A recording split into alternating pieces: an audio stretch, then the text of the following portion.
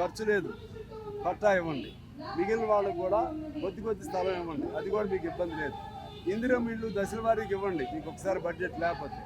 ఆ విధంగా చేయడం ద్వారా మీకు మంచి పేరు వస్తుంది. మేము కమ్యూనిస్టుగా నిర్ణయం చేసుకున్నాం, ఇది సమస్య పరిష్కారం అయ్యి ముఖ్యమంత్రి గారి దగ్గర ఒక ఒప్పందం జరిగే వరకు కూడా వివిధ రూపాల్లో ఈ పోరాటాన్ని కొనసాగిస్తాం.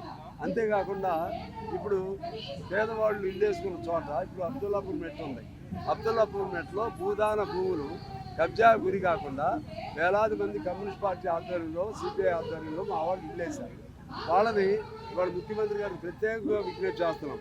వాళ్ళు ఈ దేశంలో జనమే కారు అన్నట్టుగా, ఏ పాకిస్తాన్ వాళ్ళు అన్నట్లుగా జనగణనలో తను తీసుకునే ఈ మన సర్ ప్రోగ్రాంలో కూడా ఈ సర్ ప్రోగ్రాంలో వాళ్ళ పేర్లు ఇన్వాల్వ్ కావట్లేదు, వాడికి ఓట్లు ఇవ్వట్లేదు.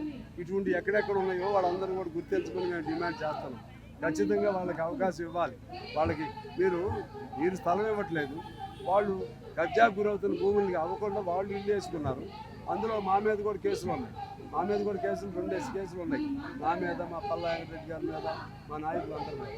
అందులో మేము ఏం తప్పు చేసాం, వాళ్ళు ఏం తప్పు చేశారు? వాళ్ళు ఈ దేశ పౌరులు కదా, వాళ్ళు ఓటు ఇవ్వరా?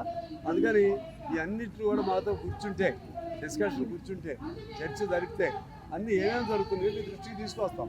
మీరు మంచి ఆలోచన చేయండి, మీకు మంచి పేరు. ఎన్నో ఇండ్ల స్థలాలు లేనటువంటి వాళ్ళందరికీ కూడా ఇండ్ల స్థలాలు ఇస్తామని చెప్పి, ఇందిరమ్మ ఇల్లు నిర్మాణం చేస్తామని చెప్పి అధికారంలోకి వచ్చినటువంటి కాంగ్రెస్ పార్టీ 2.5 సంవత్సరాలు అయినా సరే ఇప్పటివరకు ఇండ్ల స్థలాలకు పట్టాలు ఇవ్వడం కానీ, అట్లాగే ఇందిరమ్మ ఇల్లు నిర్మాణం పూర్తి చేయడం కానీ చేయడం లేదు. గుడిసెలు వేసుకున్నటువంటి వాటిని కూల్చేసేటటువంటి కార్యక్రమానికి వరంగల్ జిల్లాలో పూనుకున్నారు. గత ప్రభుత్వం కూడా డబుల్ బెడ్రూమ్లు ఇస్తామని హామీ ఇచ్చి ఇవ్వకుండా ఉన్నందుకే ప్రజలు దాన్ని ఓడించి కాంగ్రెస్కి అధికారం ఇస్తే కాంగ్రెస్ కూడా పేదలకు ఇచ్చినటువంటి హామీ అమలు జరగడం లేదు. అందుకే వామపక్షాల ఆధ్వర్యంలో ప్రతి ఇంటి స్థలం లేనటువంటి పేద కుటుంబానికి 120 గజాల ఇంటి స్థలం ఇవ్వాలని, ఆల్రెడీ గుల్సెలు వేసుకున్నటువంటి వాళ్ళందరూ కూడా పట్టాలు ఇవ్వాలి, అట్లాగే ఇందిరమ్మ ఇల్లు నిర్మాణం చేపట్టాలి, పోడు భూమిని సాగు చేసుకుంటున్న ఆదివాసీలకంతా కూడా హక్కు పత్రాలు ఇవ్వాలని చెప్పి డిమాండ్ చేస్తూ ఈరోజు ఇక్కడ ఇందిరా పార్క్ దగ్గర నిరసన వ్యక్తం చేస్తున్నాం.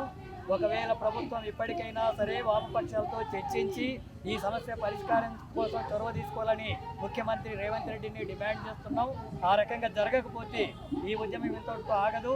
రాష్ట్ర వ్యాప్తంగా ఈ ఉద్యమాన్ని మరింత బలోపేతం చేస్తాం.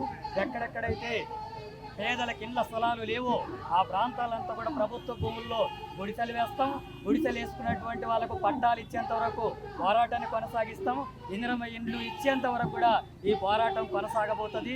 అలాగ చేయకుండా ప్రభుత్వాలు అధికార యంత్రాంగంతో, పోలీసులతో ఈ ప్రభుత్వాన్ని గుడిసెలను కూల్చేస్తామని చెప్పి అనుకుంటే ఈ ప్రజలంతా తిరగబడితే ఈ ప్రభుత్వాలు కూడా కూలిపోతాయి, జాగ్రత్త అని చెప్పి హెచ్చరిస్తూ ప్రభుత్వం ఇప్పటికైనా స్పందించాలా, ముఖ్యమంత్రి రేవంత్ రెడ్డి వెంటనే ఈ సమస్యను పరిష్కరించాలని చెప్పి డిమాండ్ చేస్తున్నారు.